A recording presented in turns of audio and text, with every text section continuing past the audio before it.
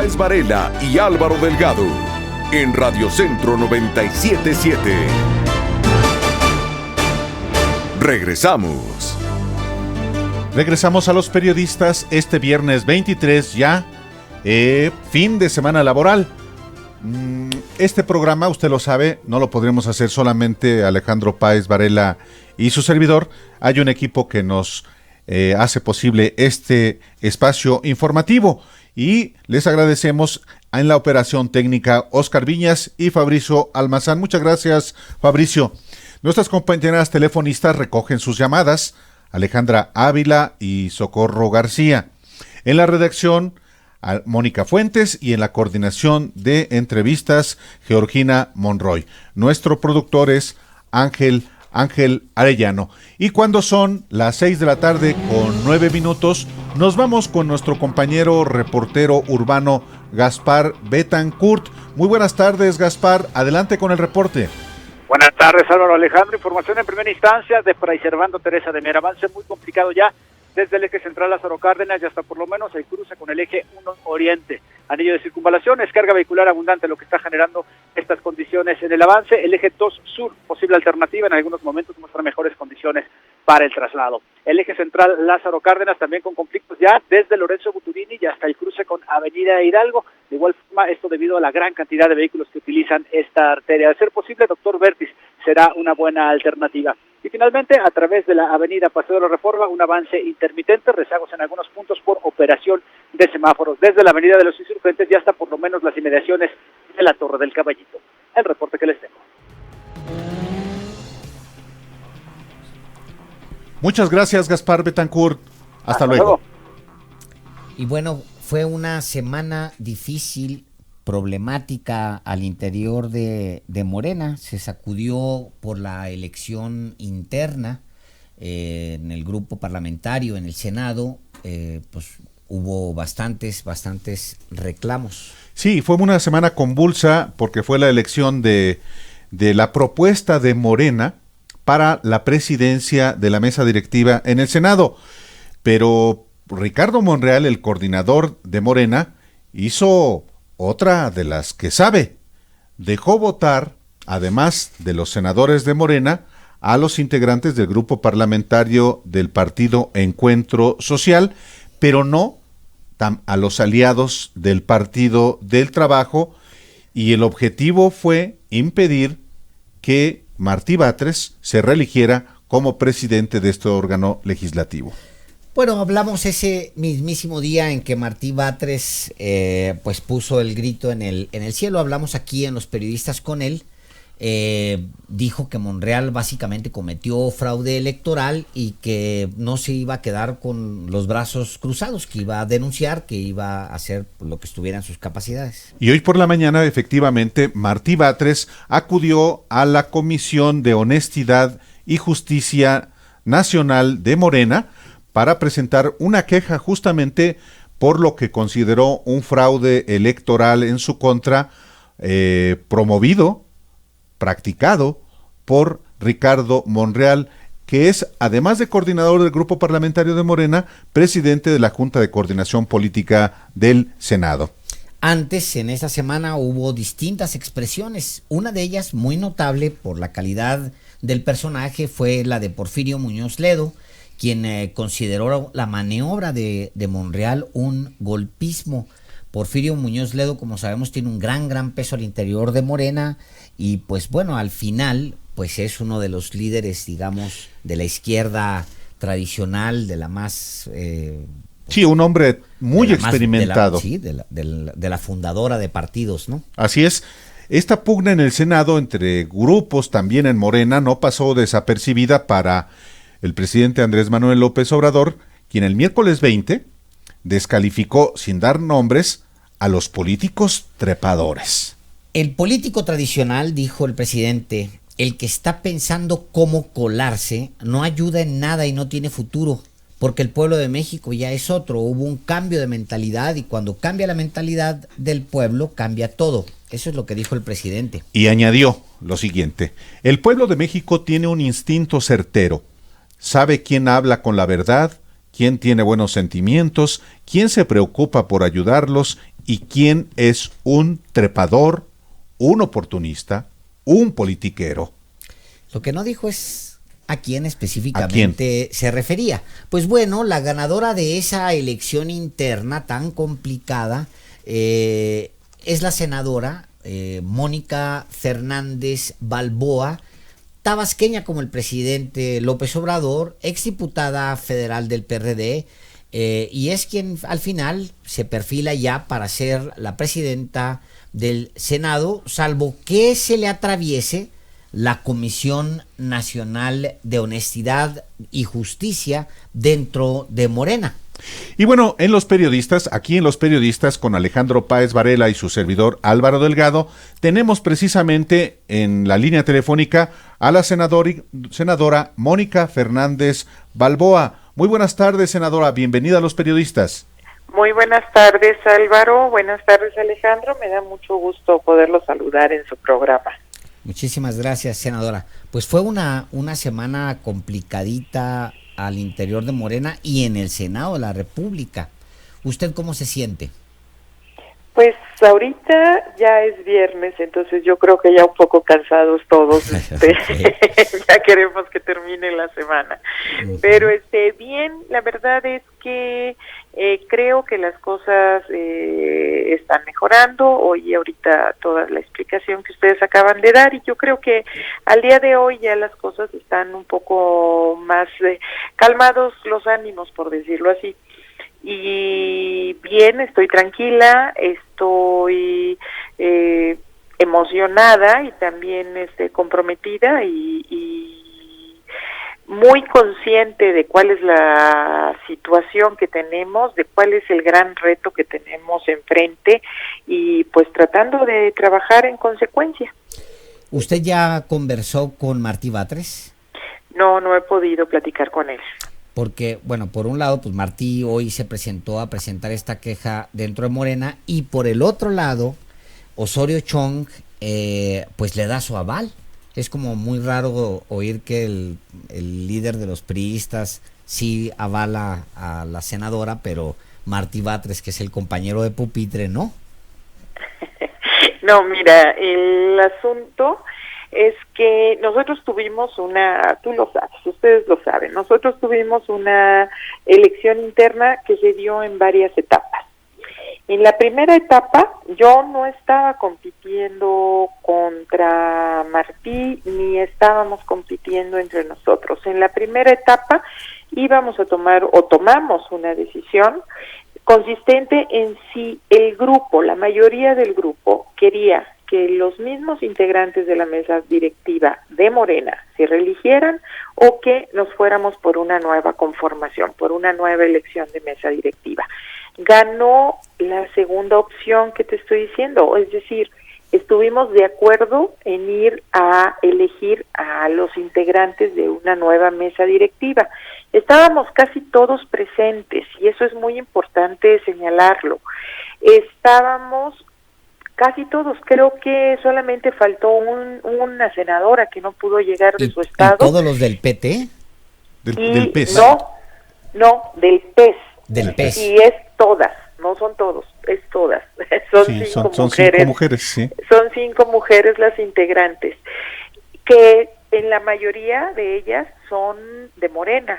Que acuérdate que cuando alguien llegas a la Cámara, ya sea de senadores o de diputados, tú puedes elegir en qué grupo parlamentario te organizas, te conformas y eso, y tenemos varias compañeras ahí en el grupo que son de Morena, pero que además que han estado con nosotros desde el principio, en todas las votaciones, en todas las decisiones, y con el aval de todo el grupo parlamentario. Estábamos todos ahí. El único que se quedó fuera a la hora del escrutinio y cómputo fue uno nada más. ¿Quién? No, el senador Batres. Él no llegó. Adentro estábamos presentes todos. Había escrutadores, había observadores. ¿Y cuál fue el resultado de la votación? Si nos puede recordar, senadora. Sí, como no, fueron 29 votos a favor de que hubiera una reelección. Sí. 33 votos que estaban a favor de que hubiera la elección de una nueva mesa directiva y 2 abstenciones. Obviamente con 33 votos, ganó la opción de elegir una nueva mesa directiva. Ahí, enfrente de todos, con escrutadores, notario público, los integrantes de la Comisión de Honestidad y Justicia, todas y todos los compañeros avalamos ese resultado. Gracias a que las 5 senadoras votaron. No necesariamente gracias a eso, o sea, gracias a que estábamos todos juntos y todos decidimos y aceptamos los resultados de esa votación. Bueno. Ahí adentro, donde estábamos todos, no hubo inconformidades. Tan es así que pasamos a la segunda etapa de lo que decía nuestro proceso, sí. ¿Cuál es la segunda etapa? Hacer la elección de los nuevos integrantes de las propuestas de Morena para conformar la mesa directiva. ¿Y el resultado ahí cuál fue? El resultado por consenso fue la senadora Marta Guerrero para secretaria, el senador Primo Doté para secretario, y tu servidora para la presidencia. Y la vicepresidencia se quedó pendiente porque incluso ahí la senadora Citlali propuso que ese tema no lo tocáramos, que ese tema lo dejáramos aparte hasta que llegara el compañero Martí y se le ofreciera a él la vicepresidencia, situación con la que todos, te vuelvo a decir, los del grupo parlamentario estuvieron de acuerdo. Permítame preguntarle esto, senadora. Estamos hablando con la senadora Mónica Fernández Balboa, quien ganó la votación en el grupo parlamentario de Morena y con los votos del grupo parlamentario del partido Encuentro Social, y va a ser con toda seguridad presidenta de la mesa directiva del Senado. ¿Va a ser usted una presidenta del Senado espuria, a juzgar por lo que dice Martí Batres? Esa es la opinión, pues lo que están expresando ustedes. Al interior de nosotros, al interior del grupo, nosotros asumimos las decisiones en cohesión, en unidad, y son decisiones unánimes del grupo. Entonces, si hay un inconforme, pues que están los medios para que manifieste su inconformidad, pero eso no quiere decir que el proceso no haya sido válido y mucho menos que no sea legítimo. O sea, ¿usted no se considera espuria? De ninguna manera, por supuesto que no. Porque lo que dice Martí Batres, de hecho lo entrevistamos el mismísimo lunes, estaba bastante enojado, como usted lo habrá constatado. Estaba muy molesto Martí, hablaba de un fraude. Y pues bueno, el resultado de un fraude, digo, el ejemplo más público, más notorio, pues es el de 2006. El resultado de un fraude, pues es una persona electa y el nombre espuria. Ilegítima, digo, así lo utilizaron en 2006, porque así habla Martí. Martí dice que hubo un fraude ahí adentro. Sí, lo he escuchado. Yo nada más te voy a decir, tú haces una analogía con el 2006 y con la situación del 2006. Sí.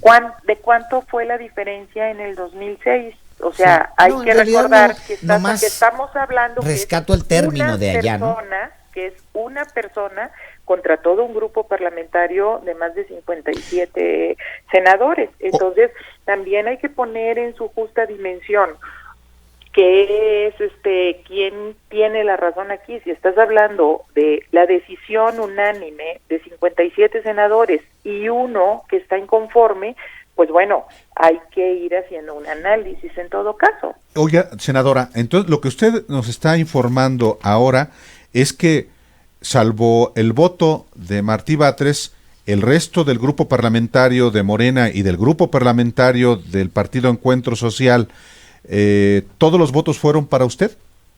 Sí, fue por unanimidad. ¿Fue por unanimidad? Por consenso, sí. O sea, la elección de los nuevos integrantes de la mesa directiva por parte de Morena fue por unanimidad y consenso, no estuvo dividido. O sea, los 29 votos que obtuvo Martí Batres fue para la reelección y los 33 que fueron para que hubiera una nueva planilla para la mesa directiva. Así es. Así es, y cuando se eligió en la segunda etapa, tal y como lo dice la convocatoria y el alcance de la convocatoria, cuando se eligió en la segunda etapa de este proceso a los nuevos integrantes de Morena para participar en la mesa directiva, por unanimidad y consenso, todos los que votaron por una opción o votaron por otra opción previamente, acordaron que fuéramos todos en unidad. Es más, habían otras 3 senadoras que estaban consideradas, que unas se habían manifestado que su intención de estar en la mesa directiva presidiendo, a otras las habíamos propuesto en algún momento, y ellas cedieron, declinaron a su legítima aspiración para lograr un consenso y una unidad, y todos estuvimos de acuerdo. Por eso te digo, no son votaciones iguales. Correcto. Hay la nueva elección, los nuevos integrantes de la mesa directiva por parte del grupo de Morena, fuimos elegidos por consenso, por cohesión, por unanimidad de todos los integrantes. O sea, no hubo división, no hubo una votación que dividiera. Entonces, por eso salvo te digo, el voto ausente de Martí. el voto ausente de Martí, que mientras todos estábamos en este salón presenciando todo el proceso, él estaba fuera de ahí. O sea, entonces son diferentes situaciones. Claro, entonces ya es, falta algo de procedimiento, etcétera, digamos que cumplir ya nomás, terminar de llenar la boleta, etcétera, como se dice, y ya casi es usted presidenta del Senado. Quiero hacerle dos preguntas, no en ese carácter porque no es formal, y pues al final es una institución bastante formal, pero sí a alguien que ya se perfila muy seriamente para ser presidenta del Senado. 2 preguntas. La primera tiene que ver con la agenda para el próximo año, que yo creo que va a ser un año muy, muy importante de consolidación tanto para el presidente como para ustedes ahí en el Senado. Y la segunda, ¿usted qué piensa? ¿Aprueba o desaprueba la expresión de comandante Borolas que se aventó hoy el presidente Felipe López Obrador sobre Felipe Calderón? Mira, en primer término, en el tema de la agenda, sí. Yo creo que el Senado está llamado a poner toda su fortaleza fundada en esta pluralidad que representamos en todo el Senado, para ejercer el apoyo al diseño, hacer el diseño formal de la construcción de las normas, las leyes que puedan ir abonando para avanzar, como bien lo acabas de decir, en el sentido de un año que necesita ir concretando e ir consolidando muchos temas que están pendientes, pues para que podamos ir saliendo adelante. ¿Cuáles? Pues tenemos temas importantes como son todas las parte de las leyes más importantes secundarias en materia de educación. Tenemos pendiente los temas de revocación de mandato, tenemos temas pendientes en cuanto a fiscalización, en cuanto a los temas de famoso tema de las facturas fantasmas. Claro. Exacto. Hay una agenda muy concreta en la que coincidimos la mayoría de los grupos parlamentarios. ¿En qué momento estamos hoy? Hoy estamos en el momento en que cada grupo está llevando a cabo sus plenarias en esta última semana de agosto, llevando a cabo sus plenarias para definir cuáles son específicamente sus puntos así medulares. Y una vez que cada uno tengamos estos puntos, entonces vamos a tratar de construir una sola agenda, un solo plan de trabajo para que en conjunto todo el Senado de la República podamos ir marchando en ese sentido. Y en ese caso, pues tenemos que esperarnos unos cuantos días. Hay temas que son muy comunes y hay temas en los que yo creo que vamos a seguir teniendo coincidencia y grandes debates que se esperan para poder ir concretando muchos asuntos, pero estamos en la mejor disposición y con el mayor respeto, al menos con toda la voluntad de hacer todo lo posible para mantener esta interlocución activa, una coordinación respetuosa con todos los grupos parlamentarios y también con todas las entidades de la República. Y en la otra pregunta, ¿cuál fue? A ver, ¿usted aprueba o desaprueba que el presidente López Obrador haya llamado borolas a Felipe Calderón? No escuché la declaración, y la verdad es que pues no tengo pero mayor si pasó en comentario Tabasco, al hombre, respecto. si es su tierra. Pero estoy aquí. Oiga, senadora, estamos hablando con la senadora. Es el tema del día, senadora. Estamos hablando con la senadora Mónica Fernández Balboa. Ella es senadora del grupo parlamentario de Morena y se perfila como la próxima presidenta de la mesa directiva del Senado. Usted es de Teapa, Tabasco, senadora, la tierra de Rocío Beltrán. ¿La conoció? La esposa de Andrés Manuel López Obrador. Sí la conocí, nada más que yo soy más chica. Sí. Yo soy más chica, entonces sí la conocí hace muchos años. No éramos precisamente amigas, pues por la diferencia de edades. Sí. Pero sí la conocí y tenemos, al menos en mi municipio, en mi pueblo, tenemos un muy buen recuerdo de ella porque es de una familia muy querida para todos los teapanecos. Claro.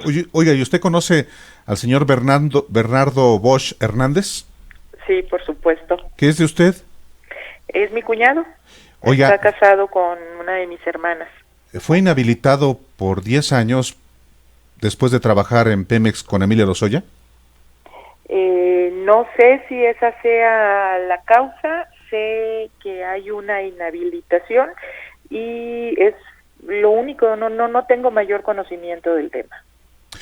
Pues muchísimas gracias, senadora Mónica Fernández Balboa. Seguramente vamos a estar en comunicación ahora que inicie ya el periodo de sesiones. El próximo miércoles, entiendo, se reúnen con el presidente López Obrador.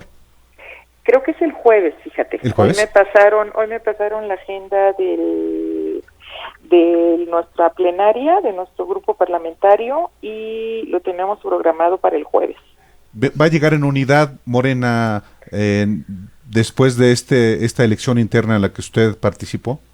Sí, yo creo que sí. Todos están, al menos hasta ahorita, todos los compañeros y las compañeras han manifestado su profunda vocación porque estemos unidos.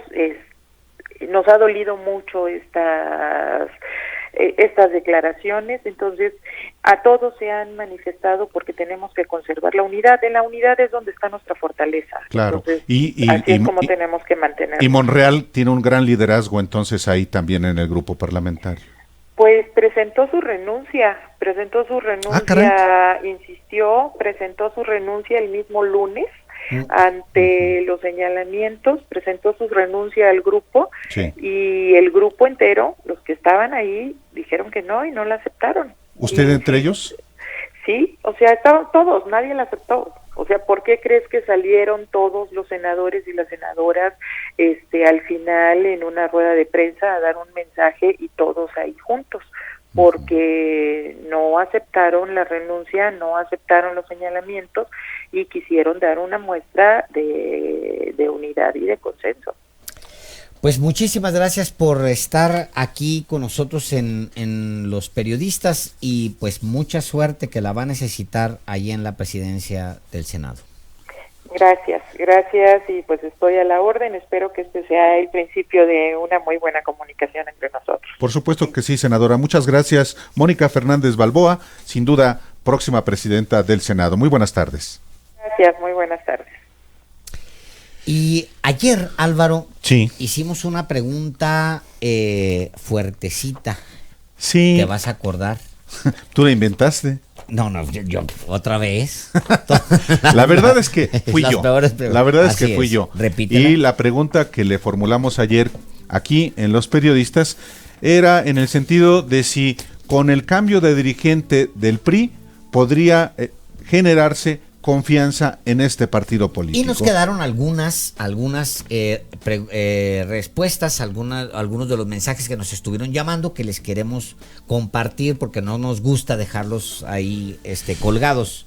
Armando Estrada, de aquí de la Cuauhtémoc, nos respondió a esa pregunta.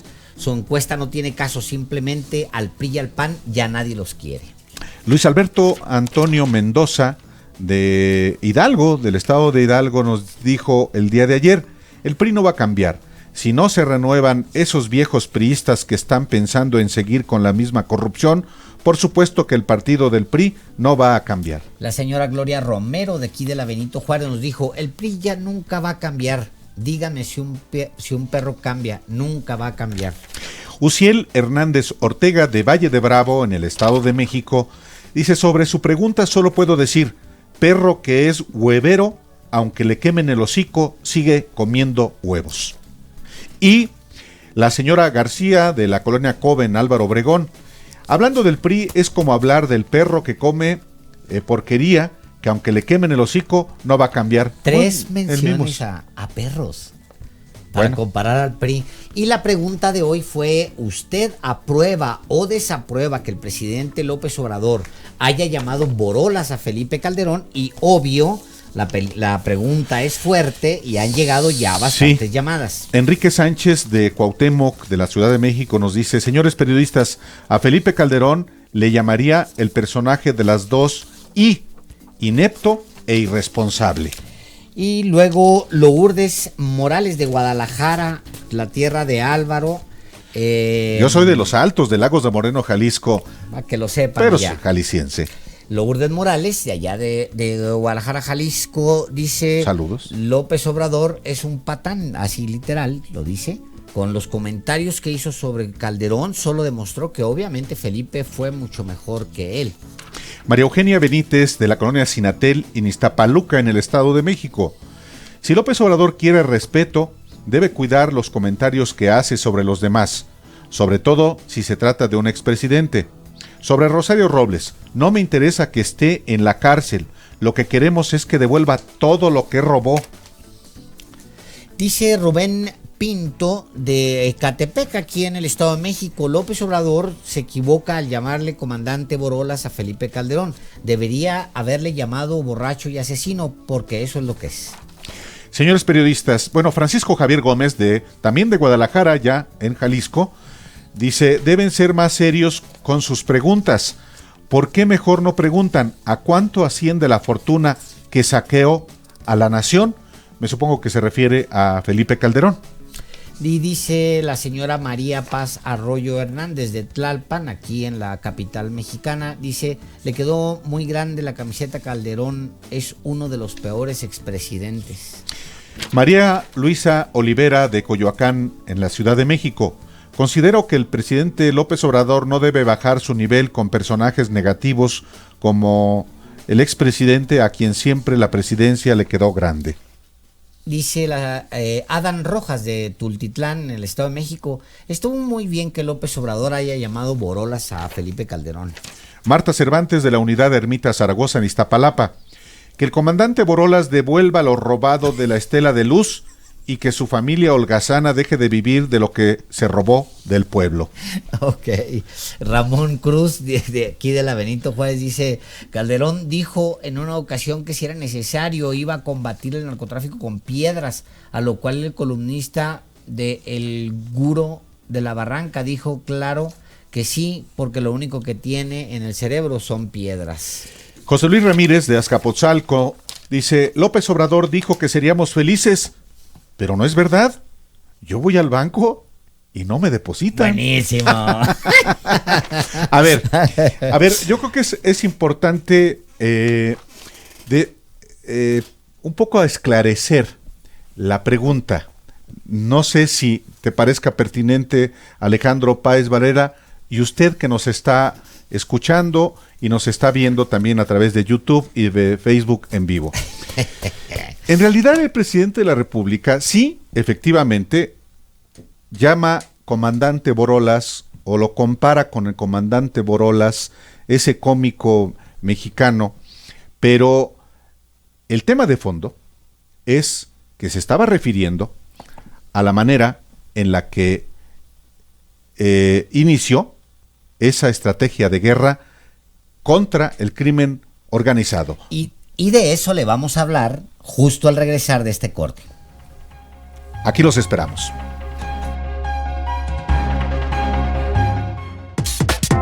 Escríbales al Twitter.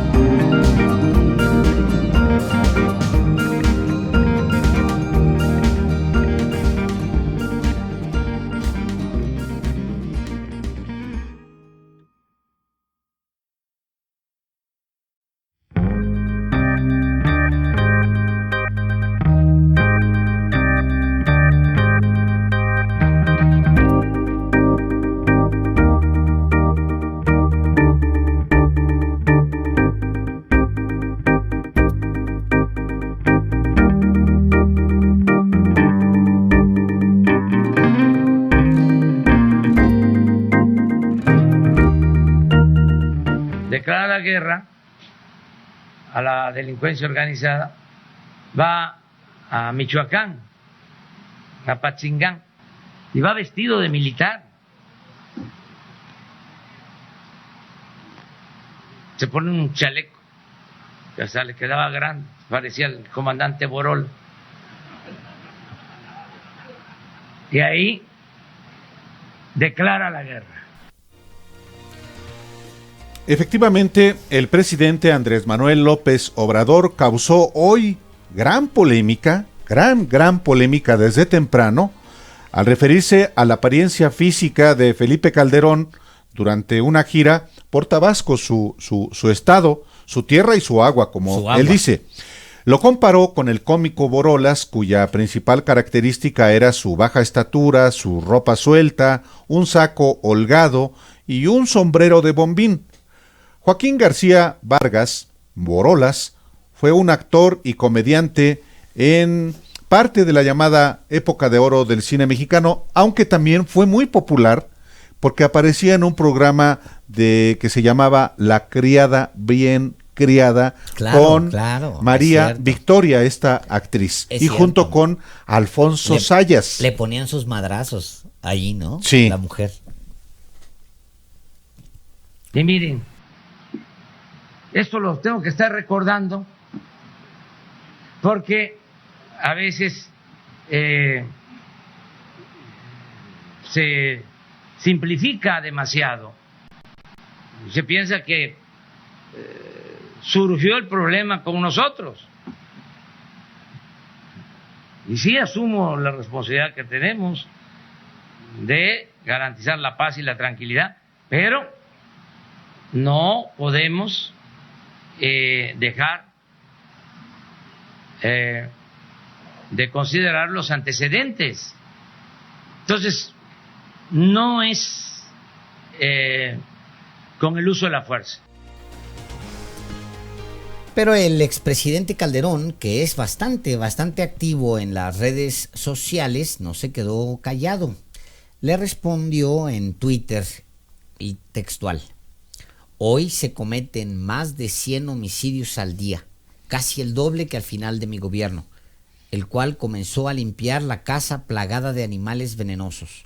Hoy se les deja crecer porque no distinguen alacranes de abejas. A mí no me queda el saco. A otros el cargo les queda grande. Pues sí, le entró Calderón a la polémica no solamente en términos de la apariencia de este traje militar que usó Calderón en Apatzingán en 2006, sino a las cifras. Y es que hace dos días, le informamos a usted, el 20 de agosto, el Secretariado Ejecutivo del Sistema Nacional de Seguridad Pública informó que de enero a julio de este año, es decir, medio año ya de gobierno de López Obrador, se iniciaron en todo el país 17,164 carpetas de investigación por homicidios dolosos, cifra 3.2% superior a la registrada durante el mismo periodo de tiempo del año pasado durante el gobierno de Enrique Peña Nieto. Ahí están los datos duros. El secretariado también indica hace 2 días que de las 17,164 investigaciones por homicidio doloso, en 12,079 estuvo involucrada un arma de fuego. Sí, la cifra convierte al mes de julio en el segundo mes más violento de la administración de López Obrador, con 2,547 investigaciones por este delito, mientras que en junio, cuando se registró la mayor cifra, fueron 2,556. Sí, ciertamente Calderón y López Obrador se llevan fuerte, bastante fuerte desde hace años. Hay que recordar que Calderón acuña su equipo, pues, pero fue en esa campaña, él, al final, acuña en 2006 la frase de "es un peligro para México", que fue dramatiquísima, en referencia, por supuesto, al actual presidente, aunque en un contexto electoral. Pero Calderón no se ha referido a él por su físico.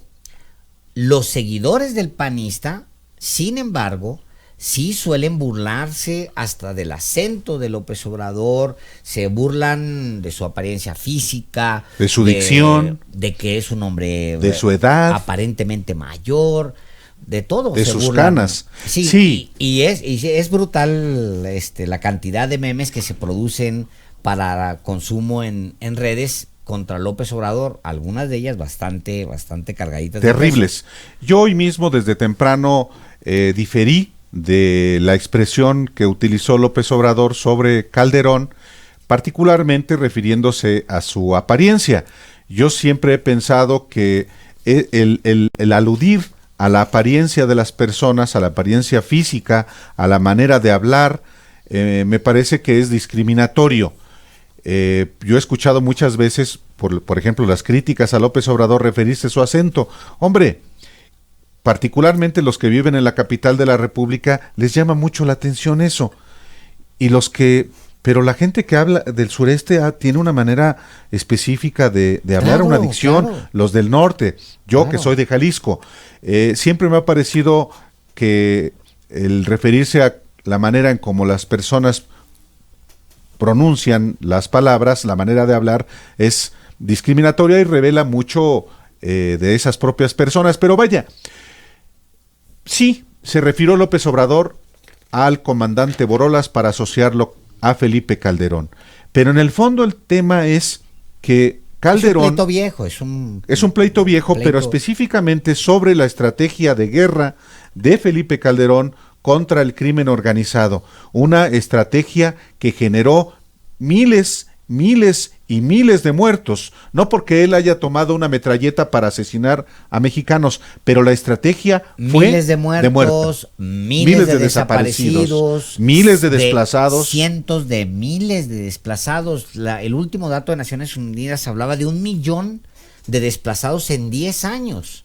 1 millón de personas tuvieron que dejar su casa en algún lugar de México para escapar de la violencia en 10 años. O sea, es una cosa brutal, la verdad, que, pues bueno, yo también, en lo personal, creo que hay un poco de, digamos que, razón suficiente para que el presidente aborde este tema con un poco más de seriedad y con menos uso de un apodo que suena bobo, yo creo que hay suficientes razones para reclamarle a Felipe Calderón por una estrategia que de verdad ensangrentó al país. Se ensangrentó al país y lo sometió a una presión inédita que no se vivía desde la revolución de 1910. Pero Calderón también debe tener cuidado qué tipo de expresiones utiliza.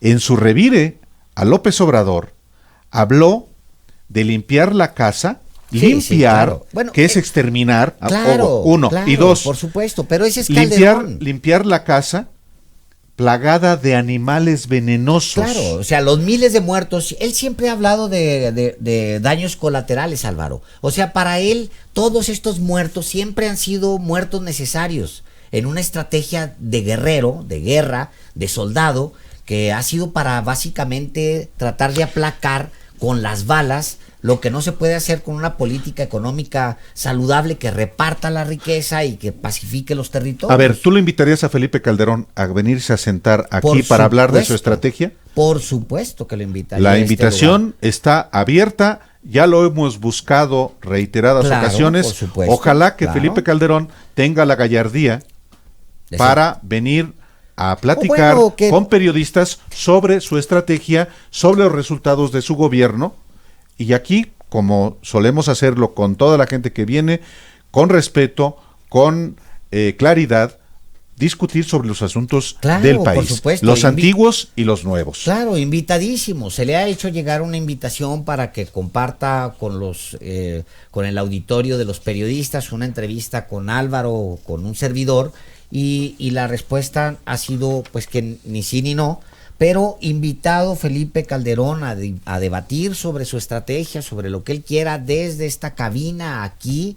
Se le tratará con todo respeto como se le trata a todos los invitados. Inclusive Alejandro, y usted que nos escucha, para hablar del partido político que está construyendo. Claro, de lo que él quiera, y su esposa puede convertirse en una opción para muchos mexicanos que no se sienten identificados con los partidos políticos que hoy están con registro. Y bueno, hoy hay un proceso que está en curso en el que varias organizaciones están buscando el registro como partidos políticos. Yo siempre he pensado que es bueno que aflore la pluralidad y que haya diferentes opciones para que los ciudadanos mexicanos tengan pues una identificación con quien ellos decidan.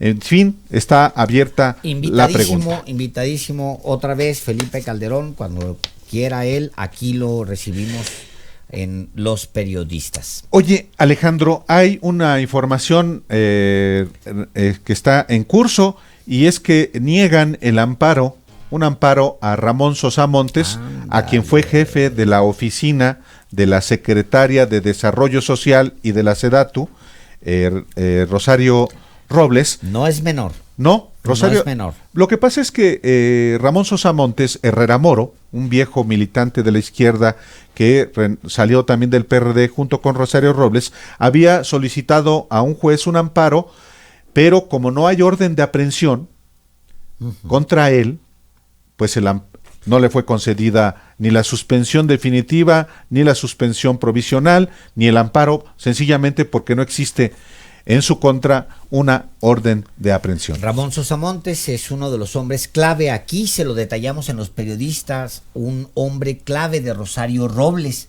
fungió como jefe de la oficina de Sedesol de diciembre de 2012 a agosto de 2015, es un periodo en el que Rosario Robles estuvo ahí en la dependencia y luego se fue con ella a la SEDATU y con ella terminó el sexenio, un personaje importante. Sí, y ambos implicados en la estafa maestra que involucra por lo menos 5,000 millones de pesos de desvíos. Rosario Robles, aquí se lo hemos informado, está presa, una previsión preventiva por el ejercicio indebido del servicio público. Ramón Sosa Montes no ha sido todavía acusado formalmente y por eso no existe en su contra una orden de aprehensión. Pero queda desprotegido, ojo, ya no está bajo la protección, la posible protección de un amparo, porque se le ha negado a Ramón Sosa Montes, clave para muchos de lo que se conoce como estafa maestra, clave en todas las indagatorias que hizo la Auditoría Superior de la Federación. Personaje muy importante. Vamos a ir a un corte aquí en Los Periodistas y regresamos con más información relevante este viernes cuando son las 6:55 p.m.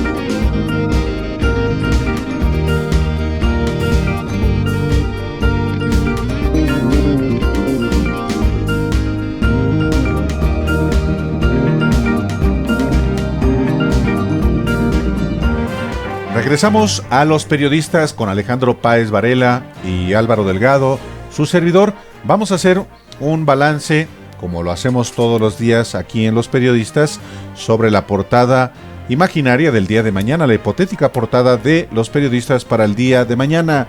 Alejandro. Bueno, yo creo que es importante el tema de Borolas, es importante lo del presidente y Calderón, pues al final se está reviviendo un viejo reclamo de AMLO contra Calderón. Sí, ese es el tema de fondo. Sí, la forma es haberlo asociado al cómico mexicano muy recordado por la criada. La criada bien criada. Sí, claro, claro. Pero el fondo del asunto es la estrategia que inició precisamente en diciembre de 2006 en Apatzingán, Michoacán, Felipe Calderón, y que dejó el país convertido en un cementerio.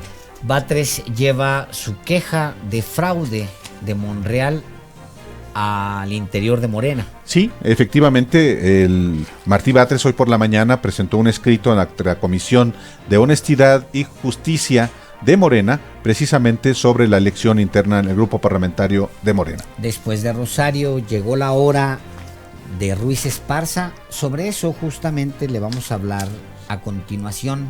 Y una nota más para esa portada: la economía no despega y AMLO tiene creo que otra cifra. También de eso le vamos a comentar aquí en Los Periodistas. De hecho, al ratito platicaremos con Rita Varela, subdirectora de Sin embargo, justamente sobre las cifras económicas que están en curso. Y bueno, el juzgado 12º de Distrito de Amparo en materia penal de la Ciudad de México aceptó, fíjate, es un dato muy importante, aceptó ayer este juzgado la petición de reabrir una investigación contra Gerardo Ruiz Esparza, el exsecretario o el secretario de Comunicaciones y Transportes en el gobierno de Enrique Peña Nieto.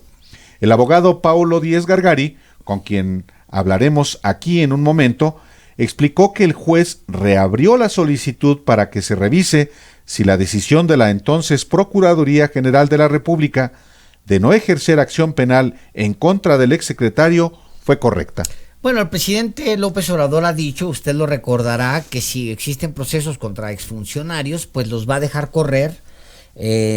No entran en lo que él ha llamado como, él ha mencionado como punto final, que busca no generar una especie de cacería contra quienes sirvieron en administraciones anteriores.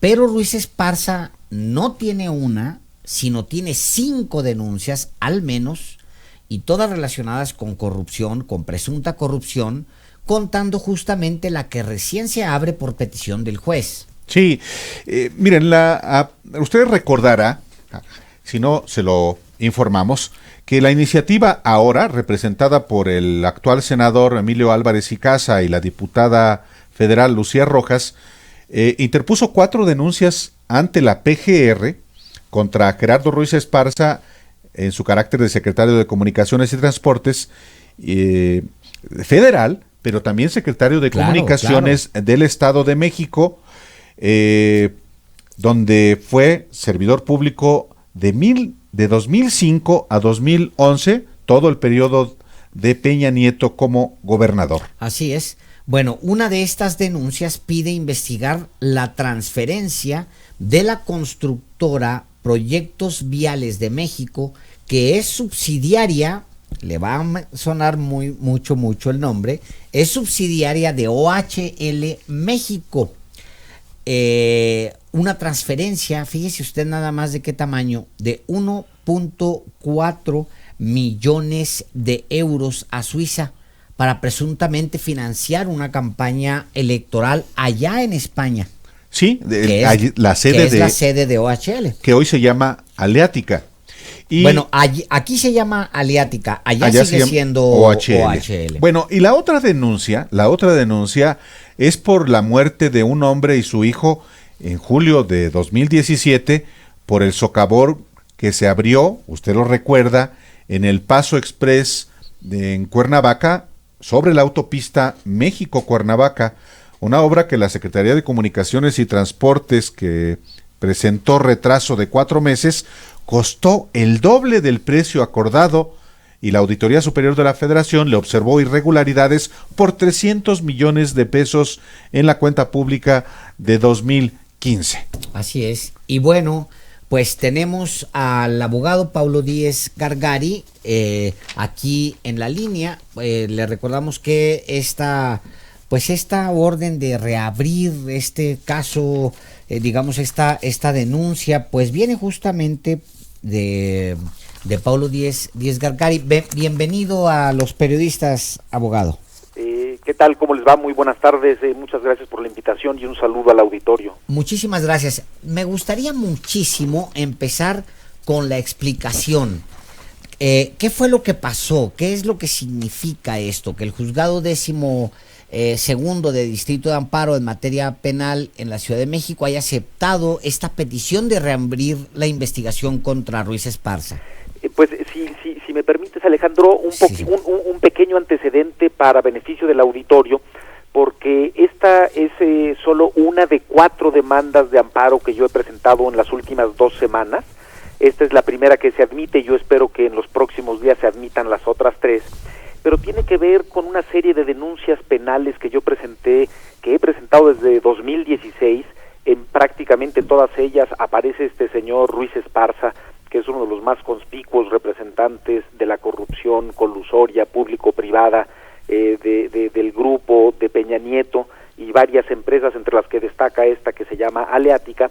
Pero si ustedes recuerdan, había en la entonces Procuraduría General de la República un subprocurador especializado en investigación de delitos federales llamado Felipe Muñoz. Claro, que se lo echaron hace poco. Este individuo, digamos, por razones que desconozco, pues conservó el puesto cuando vino la transformación de la Procuraduría en Fiscalía General de la República, pero afortunadamente hace quizá un par de meses, sí, fue destituido, acusado de delitos de tortura y violación, cosas muy complicadas que uno no se explica cómo estaba ahí como su procurador, pero era claramente un representante del peñanietismo y estaba ahí para cubrirle la espalda a Peña Nieto y a todo su grupo. Este señor mantuvo, digamos, durmiendo el sueño de los justos estas denuncias mías, y apenas se da el cambio de subprocurador, pues entonces yo empiezo a recibir ya un trato normal, de ser humano normal, de ciudadano normal en la fiscalía, y entonces, bueno, pues pido información de todas estas denuncias, porque aunque ustedes no lo crean, además, a pesar de que yo denuncié y que estaba permanentemente atento a ver qué se requería, nunca me dieron acceso siquiera a las carpetas de investigación, porque este señor Felipe Muñoz decía pues que sí, que estaba bien, que yo era denunciante, pero que no era parte en la investigación, que muchas gracias, que yo ya había hecho mi trabajo y que de ahí ellos se ocupaban. De modo que yo no me entero sino hasta muy recientemente, porque le solicito a las personas que tenían a su cargo estas investigaciones que me informen qué había pasado. Y bueno, en el colmo del absurdo me avisan que en varias de esas averiguaciones o carpetas de investigación se había ya resuelto el no ejercicio de la acción penal.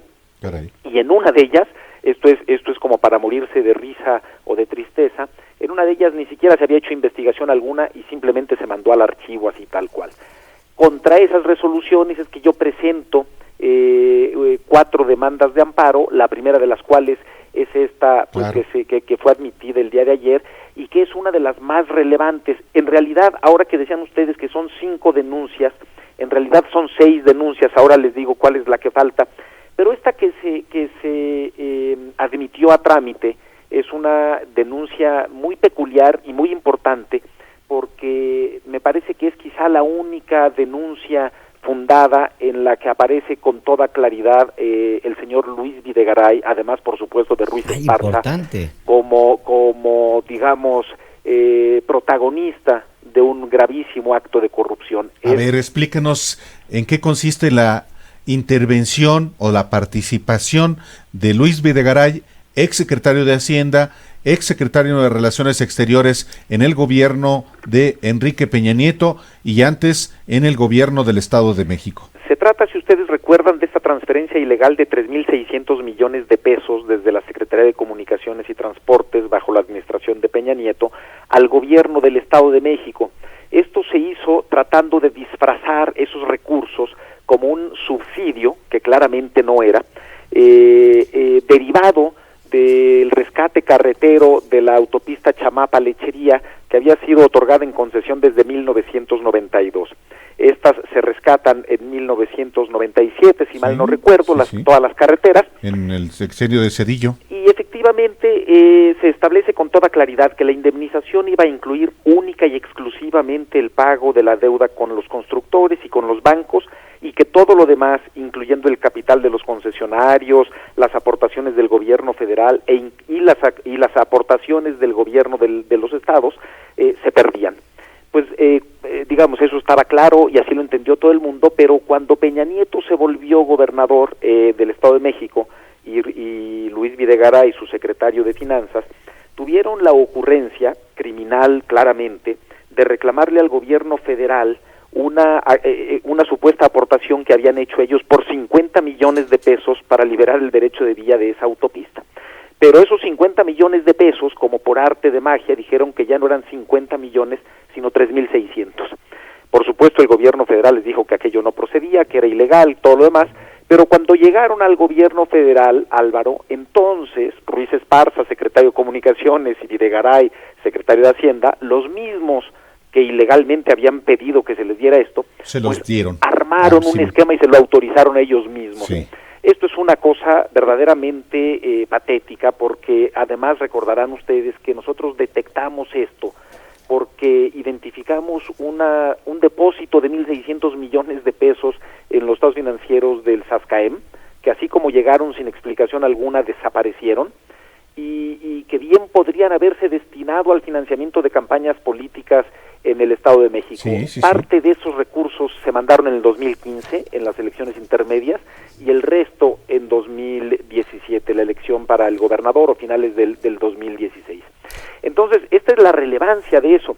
La relevancia, además, digamos, no solo como un tema personal, sino es esta insistencia mía en hacerle ver a los jueces que en los delitos de corrupción todos los ciudadanos somos víctimas, que se nos debe reconocer la capacidad de impulsar el proceso, porque si no, pues entonces estamos a merced de este tipo de servidores públicos como Felipe Muñoz, que lo que hacen es, en lugar de investigar, ocultar y proteger, ¿no?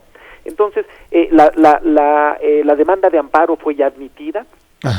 Por ahí salió alguna nota en la que decía que no se había concedido la suspensión, y no se concedió por una razón muy sencilla, porque yo no pedí ninguna suspensión. Yo simplemente pedí que le ordenaran a la Fiscalía General de la República que reinicie, que aquello es un decir, porque nunca iniciaron nada bajo el mando de Felipe Muñoz, que inicie las investigaciones correspondientes y que determine si hay elementos para judicializar y para llevar a Ruiz Esparza y a muchos otros a que rindan cuentas ante los tribunales. Es decir, se abre una rendija para que puedan ser alcanzados por la justicia Luis Videgaray, Ruiz Esparza y el propio Enrique Peña Nieto eventualmente. Sí, así es, Álvaro. Y hay un tema aquí adicional muy importante.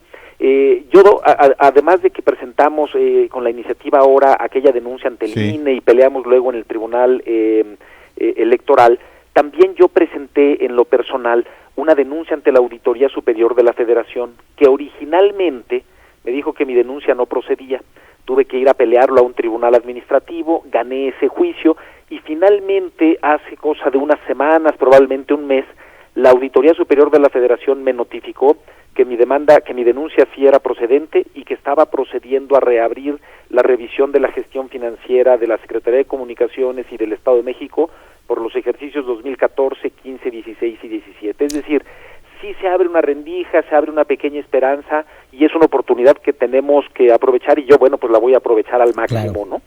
Pues digamos que Luis Videgaray es un personaje con muchas habilidades, por supuesto, fue casi vicepresidente de este país, para algunos fue el verdadero cerebro detrás de Enrique Peña Nieto. Está prófugo Emilio Lozoya, y se ha prometido que por ahí hay algo con Luis Videgaray. está este otro tema ahora abierto por la posibilidad de que sea juzgado a partir de lo de Gerardo Ruiz Esparza. Y bueno, está el tema de Rosario Robles, pero ha resultado Rosario una verdadera tumba. Está cuidando con pincitas su relación con Enrique Peña Nieto, con Videgaray, con todo el establishment de ese sexenio. ¿Usted tiene esperanza, abogado? Estamos hablando con Paulo Díez Gargari. ¿Usted tiene esperanza de que esta fiscalía pueda realmente hacer avanzar lo que no hizo la Procuraduría durante, obviamente, todo el sexenio de Peña Nieto? Yo así lo espero, Alejandro. Déjame decirte que en mi experiencia particular he notado un cambio, de 180 grados a partir de la salida de este señor Felipe Muñoz, que no solo detenía las denuncias que yo tenía presentadas, sino muchos de estos casos, porque todos estos temas de corrupción pasaban por esa subprocuraduría a su cargo. Y yo espero y voy a hacer todo mi esfuerzo para coadyuvar con la autoridad para que estas investigaciones avancen, pero que vayan más allá de simplemente decir ya llevamos a alguien a la cárcel. Me parece que aquí lo importante es desmantelar estas redes de corrupción, porque si nos vamos nada más a los personajes Rosario, Ruiz Esparza, Videgaray, que está bien, ellos son los responsables, pero detrás de ellos hay todo un entramado, hay toda una red de corrupción, una forma en cómo opera el mecanismo, ¿no? Esta serie de El Mecanismo que habla de la corrupción de Odebrecht en Brasil. Y eso es lo que tenemos que terminar, y te lo digo por lo siguiente, porque me parece que una de las cosas que tiene que investigar la autoridad, la Fiscalía, es la relación que puede haber entre las empresas a través de las cuales se distribuyeron recursos que fueron realmente tomados, robados del gobierno del estado de Chihuahua, y que se distribuyeron a través de distintas empresas para financiar a un partido político, porque hay evidencia suficiente de que esas empresas, de que a través de esas empresas se operó un esquema similar en muchos otros estados de la República, incluido el Estado de México. Esa es una beta que la Fiscalía no puede ignorar y que tiene que ver las posibles coincidencias de estas empresas a través de los cuales se pudieron haber distribuido estos 3.600 millones de pesos y algunas otras cosas, ¿no? Claro. Pues muy interesante, le vamos a dar un gran seguimiento, porque sí es efectivamente abrir una rendija, por lo menos, a la posibilidad de que el ex secretario... Además, yo me acuerdo perfectamente, si Andrés Manuel López Obrador tenía claro quién, por dónde era justamente Ruiz Esparza. En algún momento, ya siendo presidente electo, yo recuerdo que Andrés Manuel dice que la verdadera corrupción estaba en comunicaciones y transportes. Yo recuerdo, digamos, tengo pocos ejemplos, Alejandro, de lo que tú dices, de el actual presidente de la República personalmente criticando de manera muy fuerte la corrupción de Ruiz Esparza con Aleática, incluso en algunos videos en los que él mismo aparece señalando señalando el pago del soborno aquel en Suiza del que tú hablabas, él personalmente, ¿no? Es decir, aquí hay un tema que claramente debe estar en el radar de la nueva administración. Claro. Hay suficientes elementos de prueba como para que se lleven a cabo investigaciones de fondo y la autoridad decida efectivamente si existen o no elementos para llevar a juicio a estos señores, porque lo que hizo Felipe Muñoz hasta hace unos meses no fue investigar, sino fue proteger y fue encubrir a una serie de individuos que durante mucho tiempo, a través de actos muy graves de corrupción, le causaron un gravísimo daño a este país. Claro, el cancerbero de la corrupción del sexenio de Peña. No, de los dos sexenios de Peña. Así es. Pues de sí. los dos sexenios de Peña. Abogado Paulo Díez Gargari, muchísimas gracias por estar una vez más aquí en Los Periodistas sobre asuntos que le conciernen a todo el país, porque es el tema de la corrupción que no solamente le concierne a la población, sino que le lastima, le enfurece y Seguimos en comunicación, abogado. Claro que sí, Álvaro, si me permites una cosa muy sencilla, muy rápida antes de despedirme. Por favor. Muy bien la investigación esta que se ha hecho sobre los bienes y los departamentos de Ruiz Esparza, pero los verdaderos beneficios económicos de Ruiz Esparza, de años de corrupción, van mucho más allá de eso, y hay que buscarlos en Andorra, en Luxemburgo, en Mónaco, en esquemas muy complicados de sociedades que no permiten identificar a primera vista al beneficiario efectivo. Es decir, necesitamos una inteligencia financiera y criminal importante para detectar a estos señores, ¿no? Es que todo ese caso en realidad está virgen. Es decir, todo lo de OHL, todo lo de desde Arturo Montiel pasando por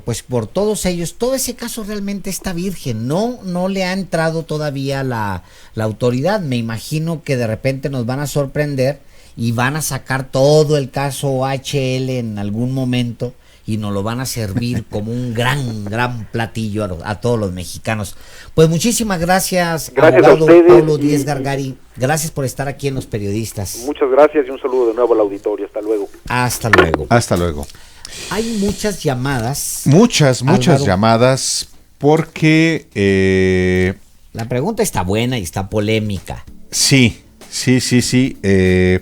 Está buena y está polémica. Vamos a retomar ahorita las llamadas. O vamos a sacar algunas porque tenemos muchas. Son muchas, Álvaro. A ver, el señor Arturo Carmona de la Colonia Educación en Coyoacán nos dice, respondiendo a su pregunta, sí estoy de acuerdo en lo que le dijo el presidente a FECAL. Le quedó muy bien el sobrenombre de Borolas. Jesús Martínez de Tlalnepantla, el señor López Obrador con sus comentarios que hace, siento que le dice sus verdades, puesto que tiene la razón. Calderón hizo el ridículo con el país y eso todo el mundo lo sabe. Francisco Torres González de la Colonia El Recreo en Azcapotzalco. Agradezco al expresidente Calderón que haya enfrentado al crimen organizado con la fuerza pública. Gracias a esto la mayoría de mexicanos no pagamos al crimen organizado. La idea de Calderón ya está recogido en la Constitución. Yo le llamo la ley Calderón. Nuevamente, gracias, Calderón. Juan Rodríguez de Nezahualcóyotl, aquí en el Estado de México. El presidente López Obrador no debe bajarle, dirá, el nivel a Felipe Calderón. Él debe mostrarse, no debe rebajarse al nivel de Felipe Calderón. Él debe mostrarse con mucho más educación y no debe llamarle con ningún apodo, dice Juan Manuel Rodríguez. Magdalena Barba de la Unidad Madero en Azcapotzalco, aquí en la Ciudad de México. En relación con el aparente número de delincuente, me parece que ahora sí se está registrando este tipo de delitos y los sexenios pasados nunca se hizo ningún tipo de conteo y eso puede influenciar en este número de cifras. Uriel Hernández nos dice, fíjate, de Toluca, del Estado de México, dice que no entrevistemos a Felipe Calderón, que fue un cáncer en nuestro país. No creo que sea bueno, pues el daño que hizo al país es mucho. Guadalupe Sánchez de la Colonia Álamos en Benito Juárez. Apruebo que haya dicho el presidente de la República que Felipe Calderón parece Borolas. Luis González de Pachuca, Hidalgo, estoy de acuerdo en que le hayan llamado Borolas a Calderón, pero lo verdaderamente importante es que devuelva todo lo que se robó él y su flamante familia. Manuel Contreras de Los Reyes, La Paz, en el Estado de México.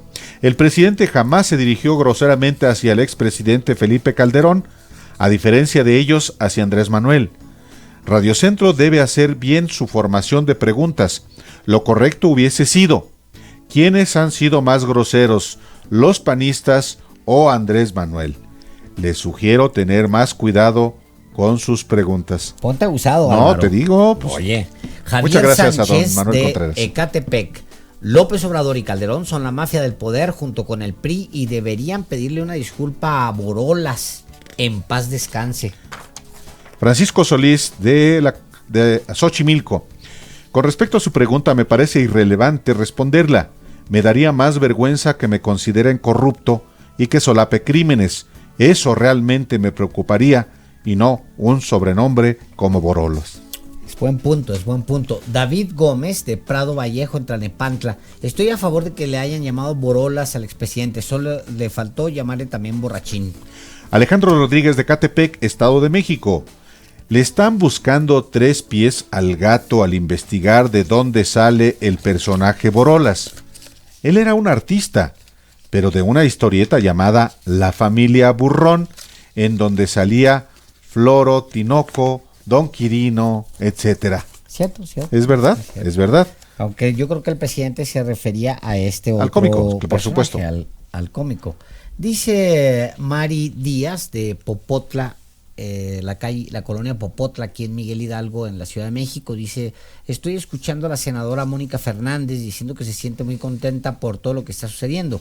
En mi opinión, debería sentirse avergonzada por haberse prestado una votación tramposa, porque no estaban los representantes del Partido del Trabajo. Si estos hubieran estado, otro sería el resultado. Deberían renunciar con dignidad a ese cargo que mañosamente han obtenido. Verónica Montaño, de Hidalgo, el estado de Hidalgo, después de esa declaración de guerra y que hundió al país en un mar de sangre, siento que el que se lleva se aguanta.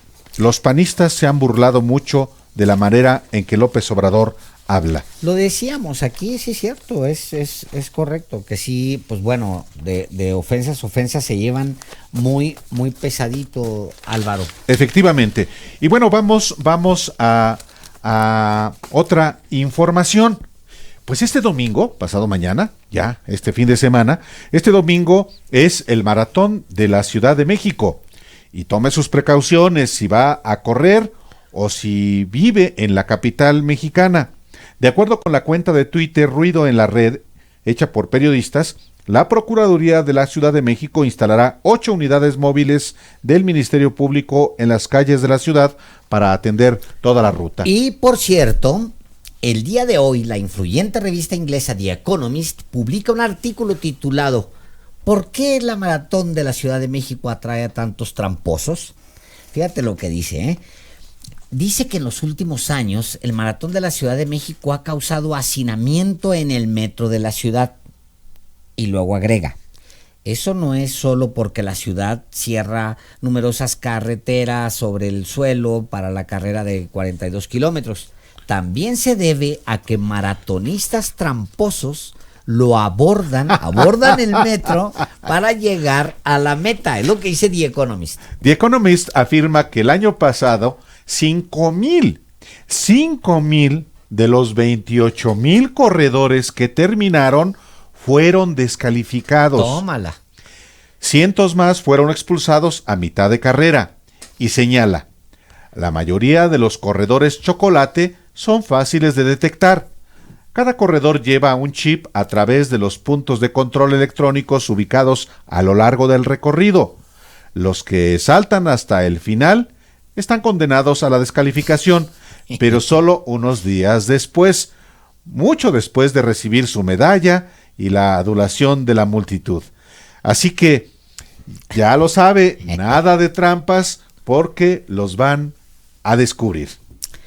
Y ahora vamos con Bianca Estrada, que nos tiene, ya es el fin de semana, Álvaro. Sí, las ya lo sé. 5 recomendaciones para que se la pase padre el fin de semana en el streaming.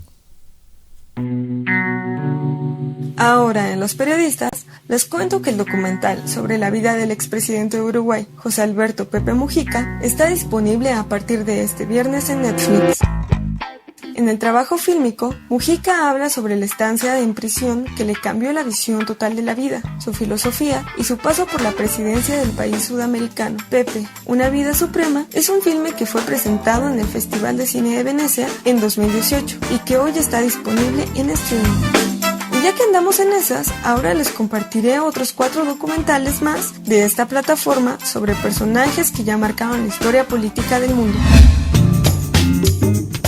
El primero es sobre un exmandatario de los Estados Unidos. Las cámaras del documental The Final Year se inmiscuyen en el último año como presidente de Barack Obama, el cual busca en su visita a 21 países compartir el legado de la política exterior de su administración. Otro personaje que marcó la historia reciente fue la princesa Diana, que cuenta con 3 largometrajes en Netflix. El documental La historia de Diana es el más reciente y ahonda en su vida personal y su legado. Diana, en sus propias palabras, muestra fotos y grabaciones personales de la ex esposa del príncipe Carlos. Y el tercero, El secreto de una princesa, se centra en su acción altruista y su romance con el cirujano Hasnat Khan. En historias más oscuras, el líder nazi Hitler cuenta con varios largometrajes en la plataforma. Sin embargo, el que expone una biografía de este personaje es Hitler, una carrera, que muestra su talento para la manipulación y cómo fue que elaboraba toda la propaganda de la que se valió para conseguir lo que deseaba. Por último, no podía faltar en la lista el polémico y la mayoría de veces detestado Donald Trump. La serie documental de 4 capítulos llamada Trump, un sueño americano, toma los testimonios de personajes cercanos al mandatario, que cuentan cómo se desarrolló su deseo para ser presidente y cómo fue que llegó a la Casa Blanca. Hasta aquí las recomendaciones de este fin de semana. Yo soy Bianca Estrada y estas fueron las 5 de streaming.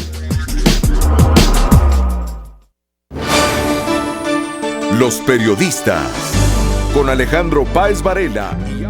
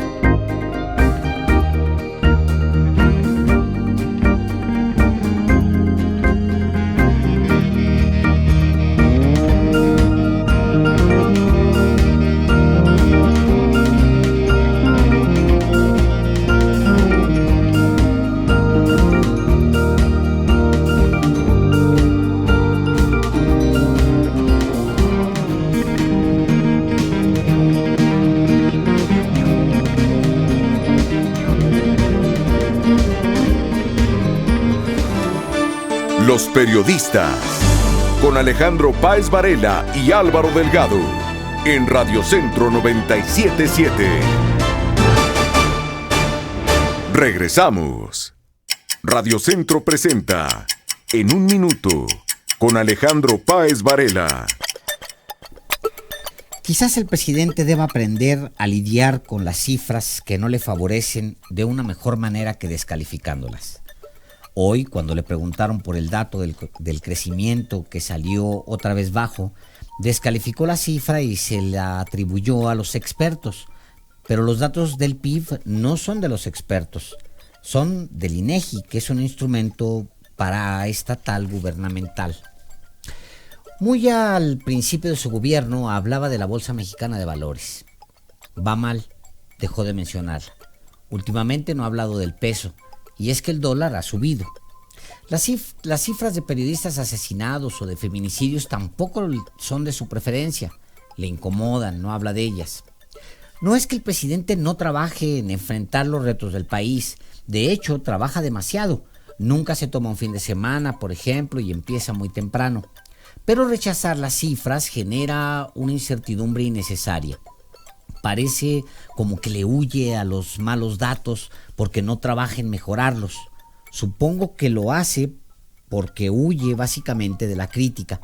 El presidente debe aprender a lidiar con las cifras que no le favorecen y enfrentarlas.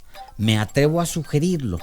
Así, asumiéndolas y enfrentándolas, puede generar compromisos de cara a la nación.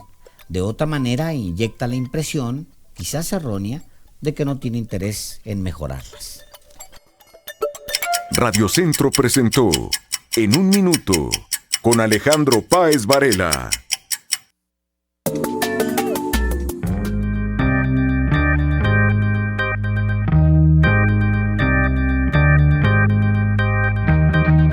México no despega. En el segundo trimestre de 2019, el Producto Interno Bruto no registró variaciones en términos reales, de acuerdo con cifras ajustadas por estacionalidad del Instituto Nacional de Estadística y Geografía. Frente al trimestre anterior, en los meses de abril a junio, el PIB se mantuvo luego de una contracción de 0,2% mostrada al inicio del año. López Obrador fue cuestionado en su conferencia matutina sobre las cifras reveladas por el INEGI. Dijo que se mantiene en la idea de que vamos muy bien. Una periodista le preguntó en Tabasco si mantenía su pronóstico de 2% para este año y el presidente respondió así. Sí, porque son otros parámetros de medición. Voy a seguir insistiendo en eso. Antes tenían una metodología que se sigue aplicando para medir crecimiento. Nosotros sí nos importa el crecimiento, pero nos importa más el desarrollo, porque, repito, crecer es crear riqueza y el desarrollo es crear riqueza y distribuir la riqueza. Entonces siento, por todo lo que estamos haciendo, que hay una mejor distribución de la riqueza y por eso hay desarrollo y hay bienestar. Pues crecer puede ser que beneficie a un pequeño grupo, pero ahora se está creciendo y hay más y mejor distribución del ingreso. Abajo, la gente tiene más capacidad de compra, más poder adquisitivo, la mayoría de los mexicanos. Por eso, pues no me preocupa mucho el asunto. ¿Modificaría usted su expectativa de crecimiento para este año? No, sigo igual, o sea... Pero no se va a alcanzar el 2%. No, porque vamos muy bien, muy distinto a lo que piensan los expertos. Y pues ya ven que yo soy un poco perseverante, ¿no? Vamos muy bien y yo soy muy perseverante.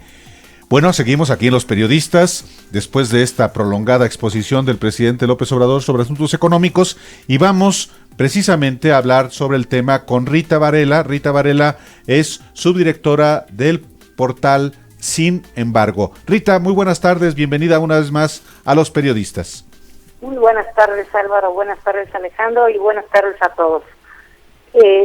Pues sí, el presidente dice que es perseverante, pero ciertamente las cifras muestran una realidad muy distinta, ¿no? Y hoy pues nos amanecimos con varias noticias, fue un viernes muy movido, Primero la cifra de crecimiento de México, que es básicamente nulo, por distintas razones que ya hemos venido comentando aquí, que tienen que ver básicamente con la falta de inversión tanto pública como privada en grandes proyectos productivos. Me parece que el presidente, como decía antes, escuché el comentario de Alejandro, el comentario anterior, sí debe ya reconocer que estamos no solo en México, sino en el mundo, en un entorno muy complicado. Y en ese contexto va a ser difícil crecer a las tasas que él se propone, por ejemplo la del 2%. El próximo miércoles viene también la evaluación de Banco de México de su informe trimestral, y ahí lo más seguro es que ajuste una vez más la estimación de crecimiento para este año, que ya venía siendo en un promedio entre 0,7 y 0,9%, o sea, ni siquiera el 1%, y que muchos piensan que puede ajustarse hasta el 0,5%, porque los dos últimos trimestres, como muchos saben, son de mucho movimiento, porque tiene que ver el regreso de los chicos a clases, ¿no?, que se da el próximo lunes, pero que las compras empiezan mucho antes, y después viene la temporada de Navidades, que suele ser fuerte también para las ventas y demás, que es la última esperanza de un año que se ha ido con muchas promesas de megaproyectos, pero que finalmente no han arrancado, ¿no?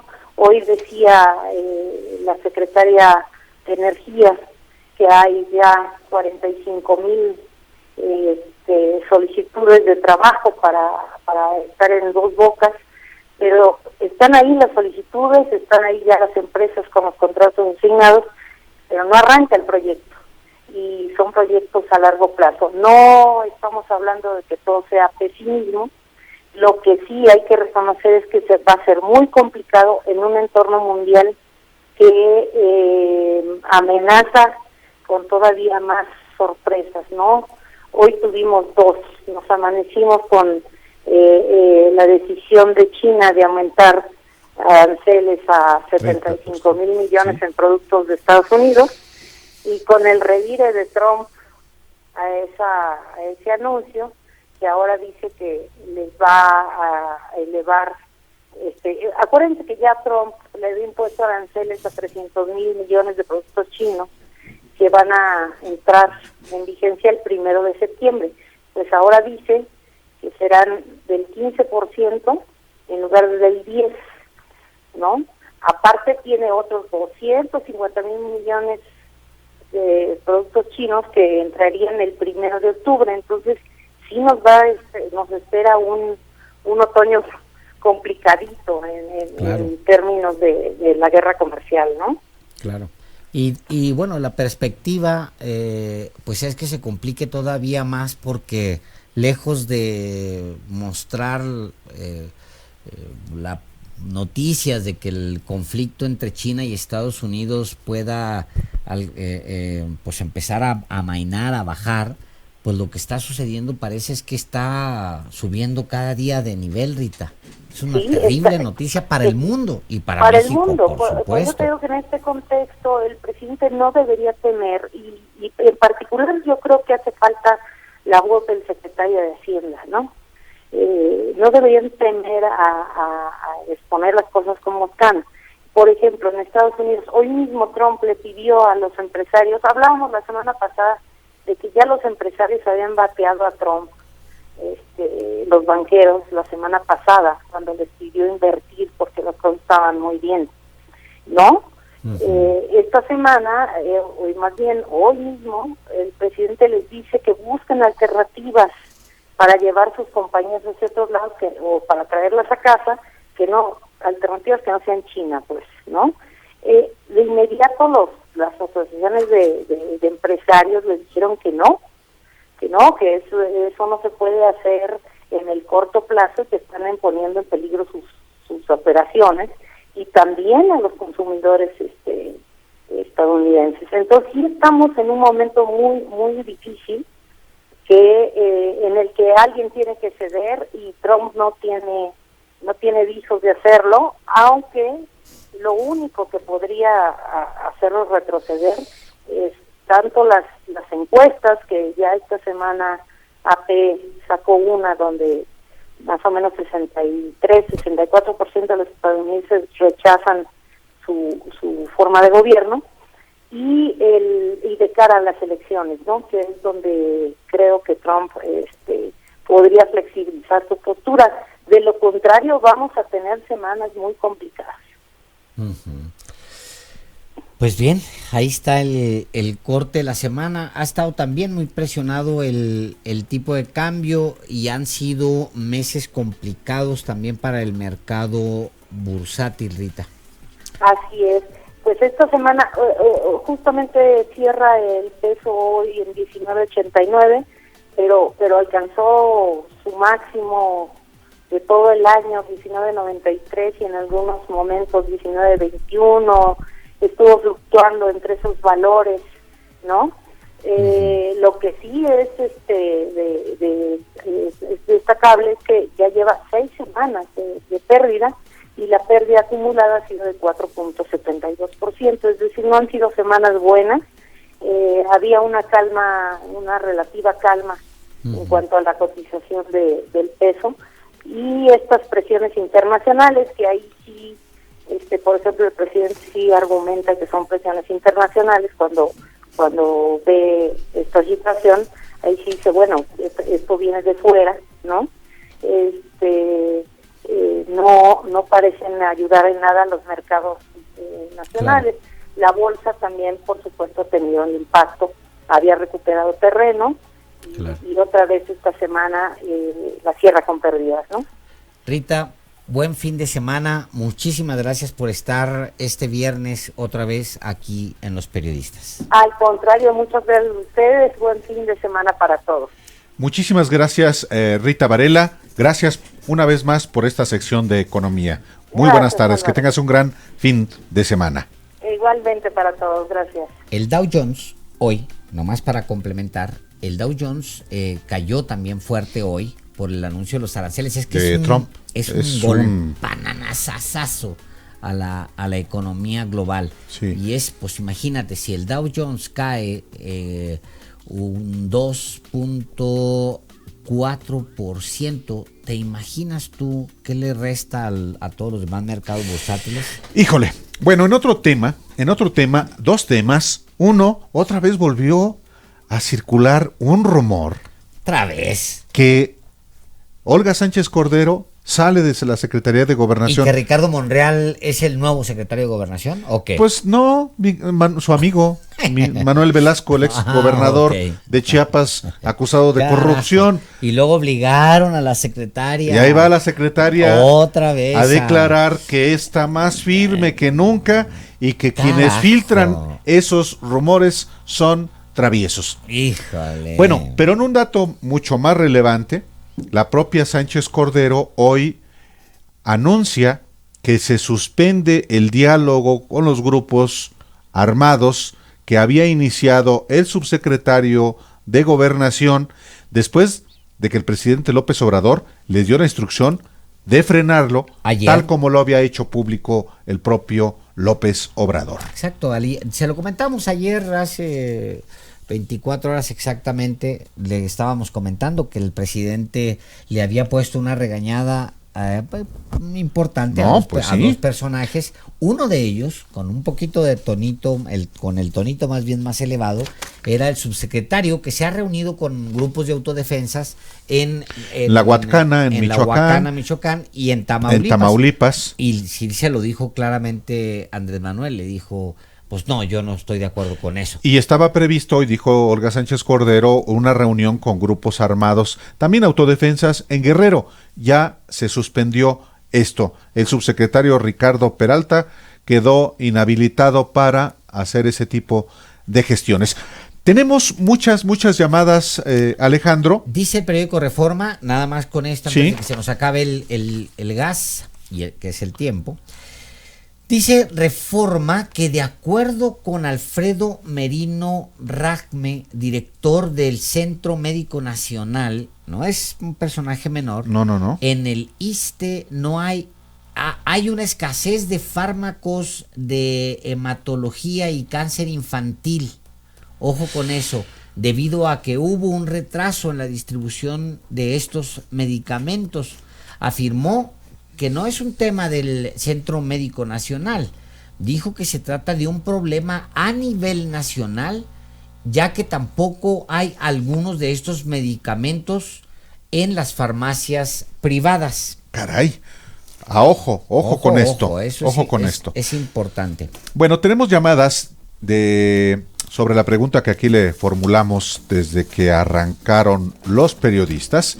¿Usted aprueba o reprueba que el presidente López Obrador haya llamado borolas a Felipe Calderón? Ya le dijimos cuál es el contexto de esta palabra que utilizó el presidente. Héctor Abraham Álvarez del Pedregal de San Nicolás en Tlalpan, aquí en la Ciudad de México. Respeto a quien respeto merece. Calderón se robó la presidencia. ¿Cómo se le puede respetar? A mí me ofendió más el fraude. Ustedes están en su papel de no hablar de eso, pero yo sí me ofendí. Alejandro Solís de la Gustavo A. Madero. Señores periodistas, estoy de acuerdo con todo lo que están diciendo a Calderón borolas. Carmen Prisu de Jalisco, de allá de mi tierra. Señores periodistas, no lleven a Calderón. Siempre le hacen propaganda a su partido. El partido que quiere hacer. El partido que quiere hacer es un negocio para él y nada más. Emanuel Vega dice: se ha dicho todo respecto a Peña y su corrupción, pero no se incluyen los crímenes en Atenco. Estoy de acuerdo con Obrador. Calderón merece eso y más. Gabriel González de la Colonia Política en Ecatepec, Estado de México. Fíjate, yo no sabía que había una colonia que se llame Política. ¿Política? Colonia Política. Carajo. Bueno, es en Ecatepec, en el Estado de México, y Ecatepec, no se nos olvide, es el municipio más grande, el municipio más poblado de la República Mexicana. Bueno, señores periodistas, el señor presidente, al decirle borolas a Calderón, no está bien. Él no es un estúpido comediante, es quien nos representa. El PRI nunca va a cambiar, dice María Elsa Flores de Nesa, en el Estado de México. Como ejemplo está todo el Estado de México, donde hay un coyotaje tremendo en el reemplacamiento, corrupción a todo lo que da. Híjole, corrupción. A ver, ¿tienes más llamadas? Dice Jesús Martínez de Tlanepantla: el señor López Obrador, con sus comentarios que hace, siento que le dice sus verdades, puesto que tienen razón. Calderón hizo el ridículo en el país y todo mundo lo sabe. Juan Rodríguez de la Colonia Benito Juárez en Ciudad de Nezahualcóyotl, Estado de México. El presidente López Obrador no debe rebajarse al nivel de Felipe Calderón. Él debe mostrarse con mucho más educación y no debe llamarle con ningún apodo. Y pues, ¿vamos a un corte y regresamos, Álvaro? Vamos a un corte y regresamos. Vamos.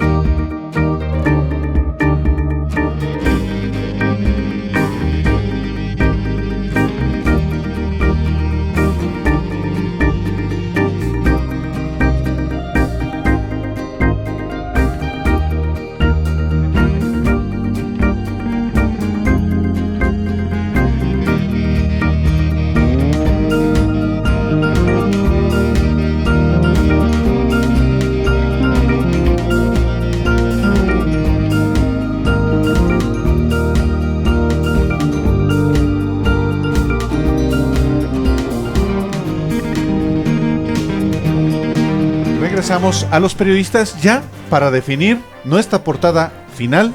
Alejandro Páez Varela, ¿qué propones como titular de nuestra portada de el día de mañana? Con Borolas, AMLO revive el viejo reclamo a Calderón. Sí, pues sí. López Obrador recurre precisamente a la figura del cómico para recordar cómo fue la estrategia de guerra de Felipe Calderón. Y 4 temas más. Batres lleva su queja de fraude de Morena, de Monreal a Morena. Después de Rosario llegó la hora de Ruiz Esparza. Y la economía nada más no despega. López Obrador tiene otras cifras. Y lo que le contábamos muy chistosito de lo del maratón. Muy chistosito, pero muy grave. Hijo de mano. Pues bueno, ya somos portada. El maratón es portada de The Economist, pero de las causas. Y también es portada ahora sí que es nuestra y portada. Y es también nuestra portada. Nuestra portada. Efectivamente. ¿Qué vas a hacer el fin de semana, Álvaro? Bueno, para empezar, terminando de aquí, me voy a comer algo. Tengo apetito. Tengo ganas como de comerme una torta cubana. Ah, muy bien. A mí se me antoja como todo el fin de semana ver películas del Borolas, fíjate. A ver, pero o una serie, o en YouTube ha de estar los capítulos de La criada bien criada. Sí, por favor, veamos Borolas todo el fin de semana. Y bueno, para conmemorar los 120 años del nacimiento de Jorge Luis Borges, cerca de 100,000 poemas de escritores argentinos clásicos y contemporáneos fueron distribuidos este viernes en las calles de Buenos Aires y 56 puntos del interior de ese país, de Argentina. Argentina celebra justamente este sábado el Día del Lector, porque conmemora el nacimiento de uno de los escritores más importantes del siglo XX y quien murió a los 86 años en 1986 en Ginebra.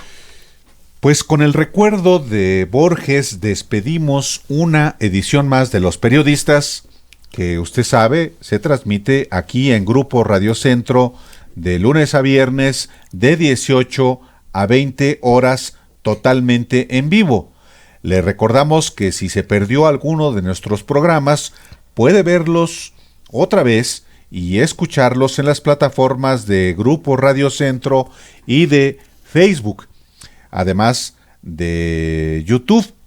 Y bueno, aquí a lo largo de la semana tuvimos entrevistas importantes, interesantes, las puede volver a ver, siempre está nuestra recomendación. Y bueno, nos despedimos hoy, Alejandro, con Borges, que es uno de tus autores favoritos, lo sé, de quien ya le hemos leído algo aquí en otras ocasiones. Nos vamos al merecido descanso con Jacob y el mar, poema de otro gigante latinoamericano, Gilberto Owen. Qué hermosa eres, diablo, como un ángel con sexo pero mucho más despiadada. Cuando te llamas alba y mi noche es más noche de esperarte, cuando tu pie de seda se clava de caprina pezuña en mi abstinencia, cuando eres silencio te rompes y en mis manos repican arrebato tus dos senos, cuando apenas he dicho amor y ya en el aire está sin boca el beso y la ternura sin empleo a seda, cuando apenas te nombro flor y ya sobre el prado ruedan los labios del clavel, cuando eres poesía y mi rosa se inclina a oler tu cifra y tu tez fumas. Mañana habrá en la playa otro marino cojo. Buenas noches.